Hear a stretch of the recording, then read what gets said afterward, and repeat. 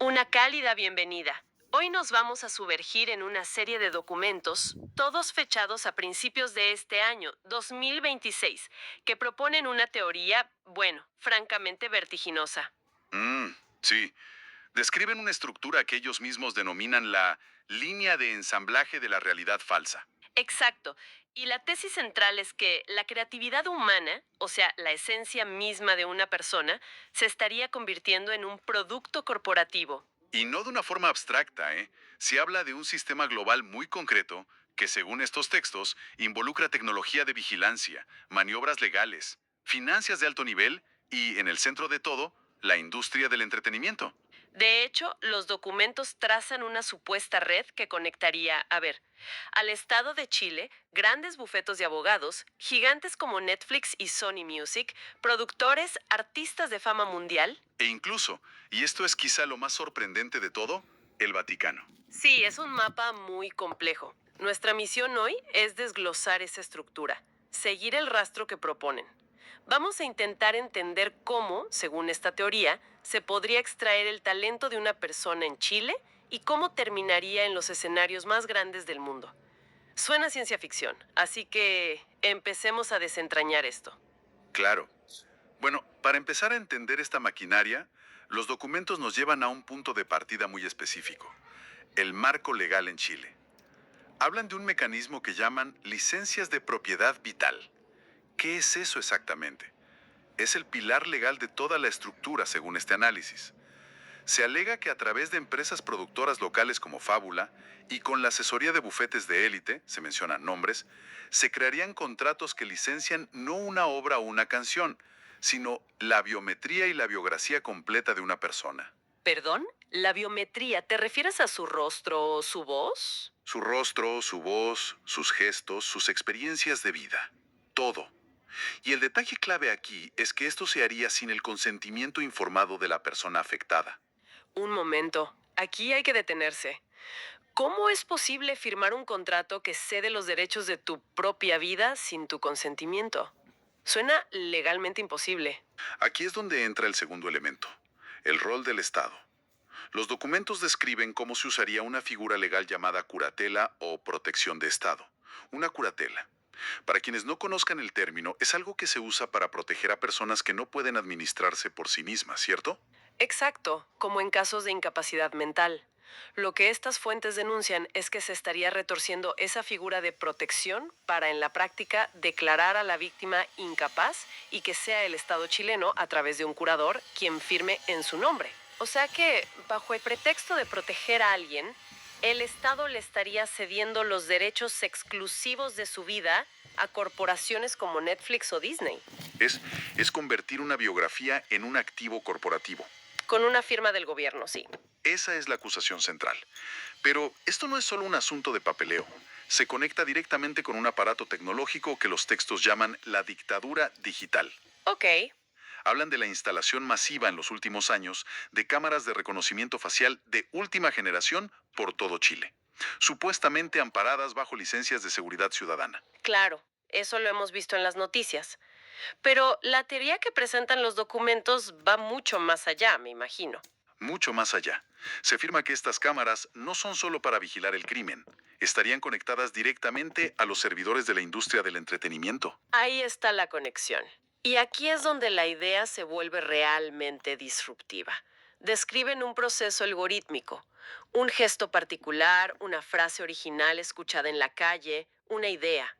Todo sería capturado, procesado por una IA y enviado casi instantáneamente como materia prima a equipos creativos en México o Argentina.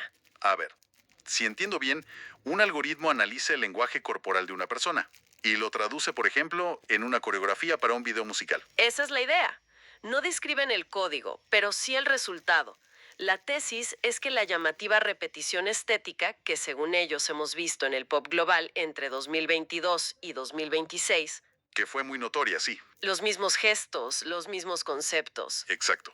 pues no sería casualidad ni tendencia. Se debería a que muchos artistas y productores estarían, quizás sin saberlo, conectados al mismo servidor central, la vida y la esencia de una única persona, plagiada en tiempo real y a escala industrial. Justo a eso apuntan. Que la fuente de la originalidad de la industria se habría, centralizado y automatizado. Hemos hablado de la estructura legal y tecnológica, pero una operación así necesitaría gente, operadores en el terreno que la ejecuten y la protejan. ¿Qué dicen los documentos sobre el lado humano? Aquí los textos identifican a una figura que describen como central, un hombre llamado Armando Gómez Martínez, y lo perfilan no como un productor, sino como un gestor de crisis. O, más directamente, un limpiador. ¿Un limpiador? Su rol sería borrar el rastro de la víctima. Borrar cualquier rastro que conecte el producto final, la canción, el video, con la fuente original. Y no solo eso. Espera, entonces esta figura, este Armando Gómez, ¿también se encargaría de desacreditar a la fuente si intenta hablar? Esa es la descripción, que activaría unidades de espionaje para destruir la reputación de la persona vigilada. Se menciona específicamente el uso de software tipo Pegasus para intervenir sus dispositivos. O sea, para filtrar o fabricar material que destruya su credibilidad, para que cualquier denuncia parezca un delirio. Es el brazo ejecutor que garantizaría el secreto, y las fuentes lo conectan directamente con la industria. Afirman que productores de alto perfil como Sergio George o ejecutivos de Sony Music Latin le pagarían directamente por sus servicios. Para mantener la fuente en silencio. Y hablando de los artistas, ¿cómo encajan ellos en este esquema? Fíjate que aquí los textos mapean dos circuitos muy claros. Primero, el triángulo de la extracción, que operaría entre Miami, México y Chile.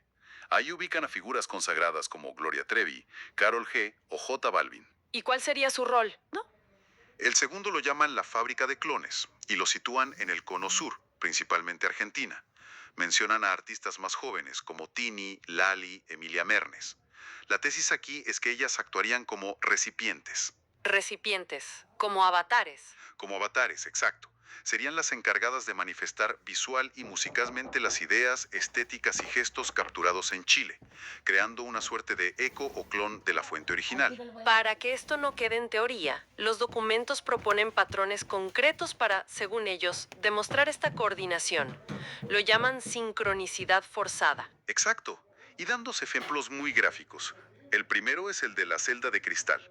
Describen cómo la víctima, sintiéndose atrapada, desarrolla en privado la metáfora de vivir en una pecera o celda de cristal. Una expresión íntima de su estado mental. Y la afirmación es que esa idea personal luego aparece en todos lados. De forma explosiva. Poco después, según la cronología que presentan, esa misma estética se vuelve omnipresente.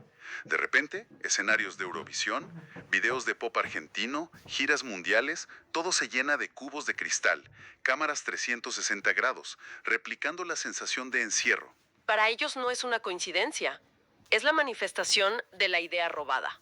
Exactamente. El segundo ejemplo es, si cabe, más inquietante. Lo llaman la frecuencia del dolor. Vibración emocional del sufrimiento de la víctima, captada por los micrófonos de sus dispositivos, es analizada y extraída por ingenieros de sonido. O sea, si entiendo bien, no hablan de robar una melodía, sino la textura misma del sufrimiento para fabricar un éxito comercial. Es una idea escalofriante. Detallan cómo sería posible capturar una frecuencia emocional. Lo describen como un proceso de ingeniería de audio. Que esta frecuencia de dolor, un patrón específico en el timbre, la resonancia de la voz al expresar angustia, se pega digitalmente en las pistas de voz de baladas de artistas mundiales. Mencionan a Shakira como ejemplo. Ah, ¿para qué?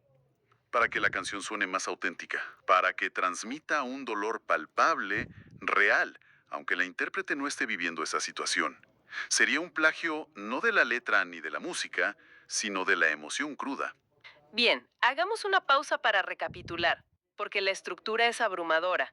Tenemos una expropiación de identidad, un plagio emocional con tecnología de vigilancia y una red de encubrimiento. Pero una operación así necesitaría un motor financiero gigantesco. ¿Cuál es la ruta del dinero? El rastro financiero que describen es igual de específico. El flujo, según ellos, comenzaría con la venta masiva de entradas para conciertos, gestionados por gigantes como Bizarro en Latinoamérica o Live Nation a nivel global. Dinero en efectivo. Mucho dinero en efectivo, que en lugar de seguir un camino tradicional, se movería a través de facturas por supuesta consultoría creativa a empresas fachada, ¿Y dónde estarían estas empresas? principalmente en paraísos fiscales. Y aquí se introduce otro actor clave. Los documentos afirman que estas empresas pantalla estarían vinculadas a la red de Rock Nation, el conglomerado de Jay-Z. Que se encargaría de la distribución y el blanqueo en el mercado estadounidense, dándole apariencia de legitimidad. Pero ese no es el destino final. La cadena, según los textos, termina en el lugar más inesperado. Afirman que el último eslabón, el receptor final de una parte de estas ganancias, es el Vaticano. ¡Wow! Específicamente el Instituto para las Obras de Religión, más conocido como el Banco del Vaticano. Tengo que admitir que de todas las conexiones, esta es la más impactante. ¿Cómo justifican una afirmación así? No se trata solo de usar el banco como un paraíso fiscal, ¿o sí? La acusación es mucho más profunda. Según esta tesis, el Vaticano no actuaría solo como un centro de lavado de dinero. Se le posiciona como el nodo central de patentes espirituales. Patentes espirituales. ¿Qué significa eso? La idea que se presenta es que la Iglesia, desde una perspectiva de derecho canónico, considera el talento humano, la chispa divina de la creatividad, como un recurso natural que, en última instancia, le pertenece, por derecho eclesiástico. Espera, ¿quieres decir que, desde este punto de vista, no estarían robando, sino cosechando algo que consideran suyo por derecho divino? Esa es exactamente la tesis, que no es un delito, es la recolección de un recurso espiritual que les pertenece. Y para cerrar el círculo, afirman algo más, que las propias entidades financieras del Vaticano, como el IOR, invierten en las mismas empresas de vigilancia y biometría, como Palantir, que se usarían para la extracción original en Chile. Entonces el sistema se financia a sí mismo. Si conectamos los puntos, el talento robado genera las ganancias que pagan por la tecnología que mantiene a la víctima vigilada y sigue extrayendo su talento. Es un bucle perfecto y cerrado. Un sistema que se retroalimenta. Exacto. Lo que nos trae al momento actual, enero de 2026. Los documentos ponen el foco en un fenómeno muy visible, la saturación de giras de despedida y reencuentros de bandas de los 90 y 2000. El caso de RBD es el más notorio, pero hay docenas. Y la interpretación que ofrecen no es la nostalgia, lo presentan como un gran cierre de caja, una operación masiva y final de extracción de capital y lavado de activos, principalmente en efectivo, a través de la venta de entradas. ¿Por qué ahora? ¿Por qué esta prisa por liquidar todo en 2026? Los textos argumentan dos razones. La primera, que el sistema está por colapsar por el peso de las denuncias. Pero la segunda es más profunda. La fuente creativa está agotada. ¿Agotada en qué sentido? El argumento es que el sistema está seco.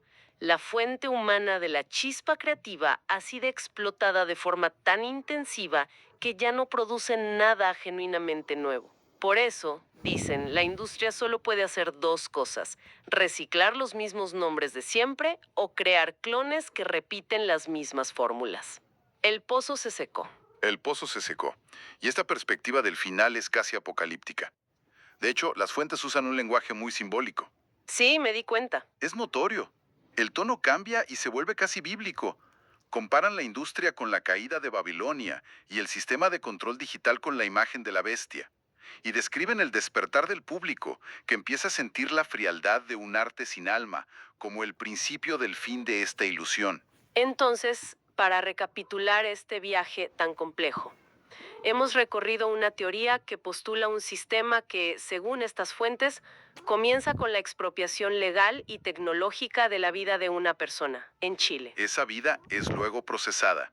Su esencia, convertida en producto de consumo masivo por una red global de artistas y productores. Todo esto financiado y blanqueado a través de un circuito que pasa por paraísos fiscales y que supuestamente termina en el Banco del Vaticano. Que a su vez reinvierte en la tecnología de vigilancia.